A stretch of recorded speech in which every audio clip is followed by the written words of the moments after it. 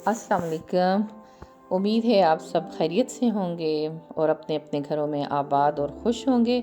तो आज की वीडियो के लिए एक बड़ा अच्छा टॉपिक जो है वो मेरे जहन में आ गया था, तो मैंने कहा फिर स्किप हो जाएगा। मैंने उसके जल्दी जल्दी अपनी नोटबुक में पॉइंट्स नोट किए और मैंने कहा फटाफट इस पे वीडियो बना दूं। ये ना हो कि सारे पॉइंट्स जो हैं वो जहन से स्किप हो जाएं और वीडियो बनाना रह जाए। आपको तो पता है कि इतनी परेशानियां हैं और इन हालात में, महंगाई में और मुल्क की जो हालात चल रहे हैं, फिर फ़लस्तीन के ऊपर जो एक जंग मुसल्लत की गई है, हर मुसलमान इतनी टेंशन और परेशानी में है कि वाकई से बहुत सी चीज़ें जो हैं वो जहन से निकल जाती हैं। और आजकल की ज़िंदगी जो है वो काफ़ी टफ़ और मुश्किल है, तो उसी हिसाब से डिप्रेशन भी बढ़ गया है। और डिप्रेशन तो बाकायदा एक मतलब मर्ज़ की शक्ल अख्तियार कर गया है। इसके कई पेशेंट हैं, स्पेशली मैंने देखा है कि ख़वातीन जो हैं वो ज़्यादातर इसकी पेशेंट हो चुकी हैं डिप्रेशन की। तो जी हाँ, आज का मेरा टॉपिक भी यही है, यानी लेडीज़ में जो है वो डिप्रेशन क्यों इतना ज़्यादा होता है। तो आज का यही मेरा टॉपिक है। तो वीडियो बड़ी इंटरेस्टिंग है, इसलिए कहीं से स्किप मत कीजिएगा, फुल वीडियो वॉच कीजिएगा। और अगर अच्छी लगे तो इसे लाइक कीजिए, शेयर कीजिए, कमेंट्स कीजिए और सब्सक्राइब करना बिल्कुल मत भूलिए कि इसमें आपका तो ना पैसा लगता है और ना इतना टाइम लगता है। हाँ, हमारी वीडियोस जो हैं वो बहुत मेहनत से बनाई जाती हैं। और इस टॉपिक से रिलेटेड मैंने सोचा कि वीडियो में क्या ऐसे क्लिप्स होने चाहिए, तो मुझे यही अच्छा लगा कि गार्डनिंग जो है वो बहुत ज़बरदस्त मशगला है। जी, तो मैंने यही सोचा कि मैं अपनी गार्डनिंग जो है आपसे शेयर करूं और साथ साथ हम आज का टॉपिक जो है यानी डिप्रेशन और ख़ुसूसी तौर पर ये ख़वातीन में क्यों ज़्यादा होता है, इस टॉपिक को डिस्कस करें। और ये मेरी पर्सनली एक ओपिनियन होगा, इससे किसी का इत्तेफाक करना ज़रूरी नहीं है, मतलब कि मुझसे मुत्तफ़िक होना। ठीक है जी।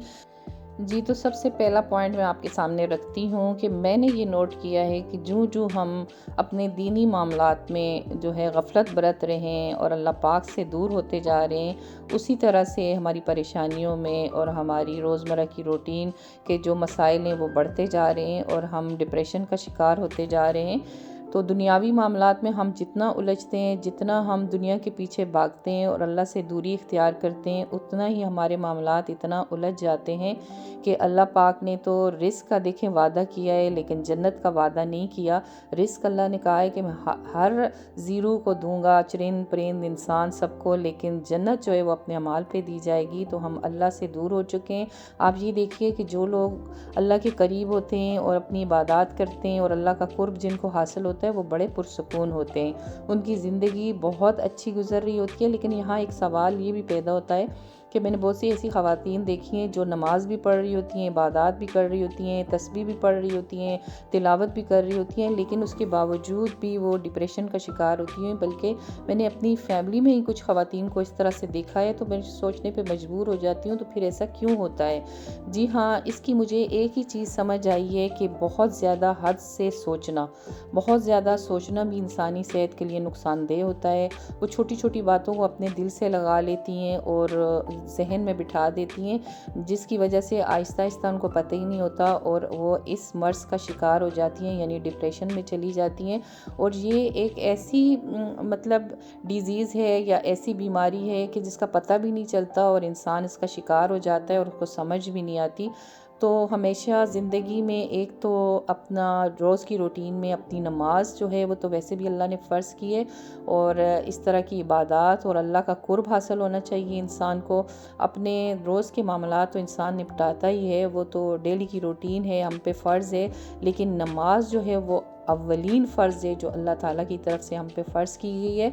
तो जब हमें अल्लाह का कुर्ब नसीब होगा, हम अल्लाह के करीब होंगे, तो हमें सुकून भी होगा। आप यकीन कीजिए, जो लोग अल्लाह से करीब होते हैं उनकी रातों की नींद भी बड़ी पुरसुकून होती है। जी, तो यहाँ 2 पॉइंट तो हमारे पास आ चुके हैं। एक तो हर हाल में हमने अल्लाह से अपना कनेक्शन जोड़ना है ताकि हमारी ज़िंदगियों में सुकून हो, और दूसरा जो कुछ हमारे इख्तियार में नहीं है, क्योंकि बाख्तियार ज़ात तो अल्लाह ताला की ज़ात है ना, उस पे बिल्कुल भी नहीं सोचना। जितना हम सोचेंगे, सोचते सोचते हमें पता ही नहीं चलेगा और हम डिप्रेशन में चले जाएंगे और बाद में जो है इतने मसाइल हमारे लिए खड़े हो जाएंगे।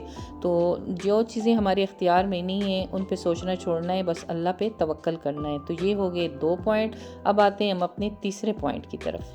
جی، تو تیسرا پوائنٹ جو میری آبزرویشن میں مجھے سمجھ آیا ہے، موبائل کا بہت زیادہ استعمال، سیل فون جو ہم بہت زیادہ استعمال کرتے ہیں۔ آپ یہ دیکھیے نا کہ آج کل خواتین، بچے، بوڑھے، سب کے پاس دیکھیں تو اپنے اپنے موبائل فون ہوں گے، اور سب اپنی اپنی جگہوں پہ بیٹھے، کوئی اپنے بیڈ روم میں ہوگا، تو کوئی ڈرائنگ روم میں، تو کوئی لیونگ روم میں بیٹھا ہوا، بس صرف اپنے موبائل میں لگا ہوا ہوگا۔ ایون کہ چھوٹے چھوٹے بچے، ان سے مائیں جان چھڑانے کے لیے 1 سال کا بچہ بھی نہیں ہوتا کہ اس کو موبائل پہ کارٹون اور اس طرح کی چیزیں لگا کے اور دے دیتے ہیں، اور بس پھر اپنے کاموں میں لگ جاتے ہیں، اور جب فارغ ہوتے ہیں تو بچوں کو سلایا، فٹافٹ کھلایا، سلایا، اور اپنے موبائل میں لگ گئے۔ میں یہ نہیں کہتی، میں بھی ان لوگوں میں شامل ہوں، اس معاشرے کا ایک حصہ ہوں۔ اس کی وجہ سے ہمارا خاندانی نظام جو ہے نا، وہ بالکل مشرقی جو ایک نظام تھا، وہ تباہ و برباد ہو کے رہ گئے۔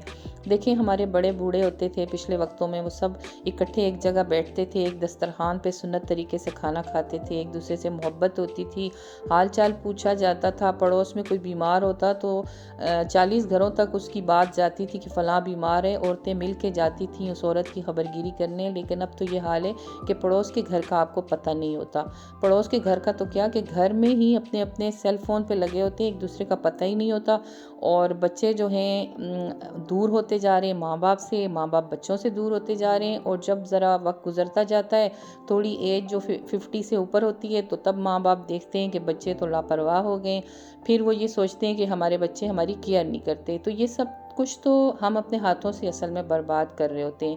تو ڈپریشن میں جانے کی ایک بہت بڑی وجہ یہ بھی ہے، موبائل فون میں یہ نہیں کہتی کہ بری چیز ہے، نہیں، بالکل یہ اس کے بہت سارے ایڈوانٹیج بھی ہیں اور ڈس ایڈوانٹیج بھی ہیں۔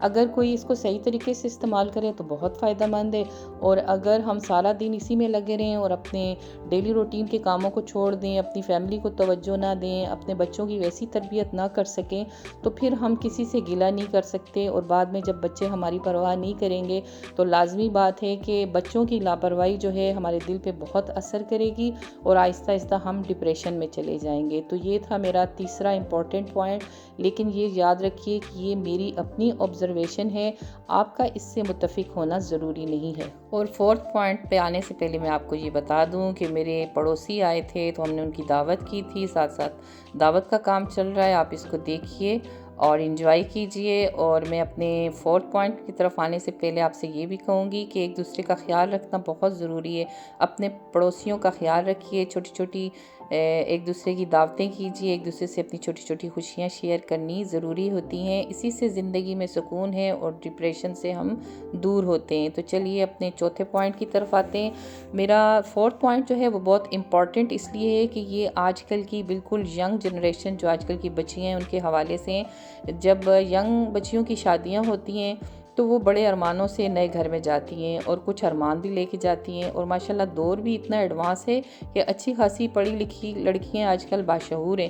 تو جب آگے جاتی ہیں ان کو اس طرح کا ماحول نہیں ملتا، یا جس طرح وہ سوچ کے گئی ہوتی ہیں کہ ہماری ایک آئیڈیل لائف ہوگی، تو وہ لائف ان کی توقعات کے حساب سے نہیں ہوتی، تو کرتے کرتے وہ آہستہ آہستہ جو ہے وہ ڈپریشن کا شکار ہوتی جاتی ہیں، ان کو پتہ بھی نہیں چلتا، اور وہ ڈپریشن میں چلی جاتی ہیں۔ اور جس لڑکے سے ان کی شادی ہوئی ہوتی ہے، ظاہر ہے وہ بھی کسی کا بیٹا ہوتا ہے، بڑی محنت سے ماں باپ نے پالا ہوتا ہے، جس طرح اس بچی کے اوپر ماں باپ نے محنت کی، ظاہر ہے وہ بچہ اب اپنے ماں باپ کو تو چھوڑ نہیں سکتا، اس کو اپنی فیملی کو بھی لے کے چلنا ہے اور اپنی لائف پارٹنر کو بھی لے کے چلنا ہے۔ تو بعض بچیاں، میں سب کی نہیں کہوں گی، بعض جگہ پہ ایسا ہوتا ہے کہ بچیاں جو ہیں وہ ڈس ہارٹ ہو جاتی ہیں، وہ زیادہ تر جوائنٹ فیملی میں رہنا پسند نہیں کرتی ہیں، الگ رہنا پسند کرتی ہیں، کہ بڑوں کی مداخلت بھی ان کو پسند نہیں ہوتی، یہاں سے یہ مسائل شروع ہوتے ہیں، اور اکثر بچیاں ڈپریشن میں چلی جاتی ہیں۔ یہاں میں اپنی آبزرویشن کی بات کروں گی، مجھ سے کسی کا متفق ہونا ضروری نہیں ہے۔ اچھا، یہاں ہمارے پاکستان میں زیادہ تر جو ہے وہ جوائنٹ فیملی سسٹم ہے، تو یہاں ایڈجسٹ کرنا آج کل بچیوں کے لیے کافی مشکل ہوتا ہے۔ ہر بچی ایک اپنی خواہش لے کے آتی ہے کہ وہ اپنی مرضی سے زندگی گزارے، لیکن جس لڑکے سے اس کی شادی ہوتی ہے، ظاہر ہے اس پہ بھی کچھ اپنے گھر کی ذمہ داریاں ہوتی ہیں، ماں باپ نے اتنی مشکلیں اٹھا کے اور اتنی محنت کر کے پالا پوسا ہوتا ہے، تو کچھ وہ بھی اپنی ذمہ داریاں گھر کی نہیں چھوڑ سکتا، جس کی وجہ سے یہاں کافی پرابلمز ہو جاتی ہیں۔ تو اگر مل جل کے ان پرابلمز کو سالو کیا جائے اور اچھے طریقے سے اس کا ایک سلوشن نکالا جائے تو انشاءاللہ زندگی بہت آسان ہو سکتی ہے، اور ہم اپنے اس طرح کے مسائل پر قابو پا سکتے ہیں اور ڈپریشن میں جانے سے خود کو بچا سکتے ہیں۔ اور یہاں میں آپ سے مولانا طارق جمیل صاحب کی کہی ہوئی ایک بات ضرور شیئر کروں گی کہ جیسے ہی اپنے بیٹوں کی شادیاں کریں تو میں نے اپنی بیگم سے کہا تھا کہ یوسف کی اماں جیسے ہی ہم اپنے بیٹے کی شادی کریں گے تو ان کو الگ گھر لے کے دیں گے. مجھے یہ بات بہت اچھی لگی. بچوں کا اپنی زندگی پہ پورا حق ہے. اسلام نے تو منع نہیں کیا نا کہ بچے الگ گھر میں نہ رہیں. اور ہمارا بیٹا جو ہے وہ الگ گھر میں رہتے ہوئے بھی اگر وہ فرما بردار بیٹا ہے اور اس کی اچھی تربیت ہوئی ہے تو یقین کیجئے وہ اپنے ماں باپ کی طرف بھی آئے گا, اس رشتے کو بھی بہت اچھے طریقے سے نبھائے گا اور اپنی فیملی کا جو ہے وہ بھی فرض پوری طرح سے ادا کرے گا. دونوں طرف بیلنس رکھنے کی پوری کوشش کرے گا. تو ہم بڑوں کو بھی یہ سوچنا چاہیے کہ بچوں کو پورا حق دینا چاہیے کہ وہ اپنی مرضی سے, اپنی خوشی سے اپنی زندگی کو جئیں. اور یہاں میں آپ سے اپنا 5th پوائنٹ شیئر کرنا چاہوں گی کہ میچور خواتین میں, جیسے ہماری جیسی ایج کی خواتین جن کے بچوں کی شادیاں ہو جاتی ہیں, ان میں ڈپریشن کس طرح سے ڈیولپ ہوتا ہے یا کس طرح سے وہ ڈپریشن کے مرض میں چلی جاتی ہیں. اصل میں ہوتا یہ ہے کہ جب ہماری جیسی ایج کی خواتین کے بچوں کی شادیاں ہوتی ہیں تو ظاہر ہے اسپیشلی بیٹے کی شادی جو ہوتی ہے اس کو اپنی فیملی کو بھی ٹائم دینا ہوتا ہے, اپنی مسز کو بھی ٹائم دینا ہوتا ہے, اور وہ بچی بھی اتنے ارمانوں سے آئی ہوتی ہے. تو جب وہ دونوں طرف بیلنس نہیں کر پاتا, ظاہر ہے ابھی اس کے پاس زندگی کا اتنا ایکسپیرینس نہیں ہوتا جیسے کہ ماں باپ کے پاس ہوتا ہے, تو وہ زیادہ تر جھکاؤ اگر اس کا اپنی وائف کی طرف ہو جائے تو یہاں سے اس کی اماں جو ہوتی ہیں ان کا ڈپریشن شروع ہو جاتا ہے کہ بیٹا ہاتھ سے نکل رہا ہے, اور اس کا زیادہ جھکاؤ اپنی پارٹنر کی طرف ہو گیا ہے. تو اسی طرح سوچتے اور بچے بھی یہ غلطیاں کرتے ہیں نا اپنی ناتجربہ کاری کی وجہ سے کہ وہ بیلنس نہیں رکھ پاتے. اگر وہ دونوں طرف بیلنس کریں تو اس طرح کے مسائل کا شکار نہ ہوں. تو امائیں جو ہیں وہ زیادہ تر سوچتے بالآخر ڈپریشن میں چلی جاتی ہیں. اور یہ میرا اپنی ایک رائے ہے, اس سے آپ لوگوں کا متفق ہونا ضروری نہیں ہے. تو میں تو یہ کہتی ہوں کہ خود بھی جئیں اور اپنے بچوں کو بھی جینے دیں, اور ان کے لیے چھوٹا سا گھروندہ بنائیں تاکہ جس میں وہ خوشی سے رہیں اور وہ ہمارا خیال بھی رکھیں اور اپنی وائف کا اور اپنے بچوں کا بھی خیال رکھیں, کیونکہ سب کو اللہ تعالیٰ نے حق دیا ہے کہ اپنی زندگی گزاریں.